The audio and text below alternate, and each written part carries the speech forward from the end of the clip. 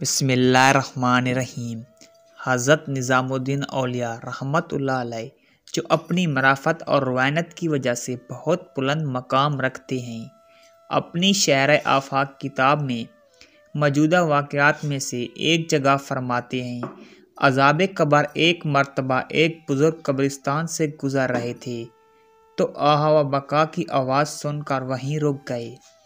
جب وہ بزرگ وہاں کچھ دیر ٹھہرے تو ان کو پتہ چلا کہ ایک مردے کو قبر میں عذاب دیا جا رہا ہے اور وہ اپنی ماں کو پکارتا چلا جاتا ہے۔ ان بزرگ نے کہا، یا اللہ، اس پر سے یہ مٹی کا تودہ ہٹا دے تاکہ میں دیکھ سکوں یہ کون ہے اور کیوں ایسا کر رہا ہے۔ بزرگ نے دیکھا کہ وہ سخت عذاب میں مبتلا ہے اور اپنی ماں کو بے اختیار پکار رہا ہے۔ وہ کہنے لگے کہ ماں کو کیوں پکارتے ہو؟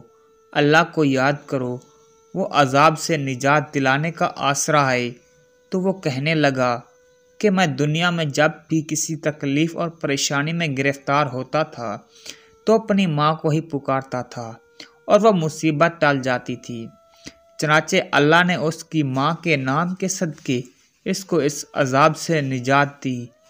اور بزرگ نے فرمایا کہ والدین کے ساتھ حسن و سلوک اور نیکی سے پیش آؤ، کیونکہ روز محشر اور حتیٰ کہ قبر میں دفن رہنے پر بھی ان سے تمہارا تعلق ختم نہیں ہوتا۔ چنانچہ ان کے ساتھ دنیا میں ہی نیکی کا معاملہ کرو۔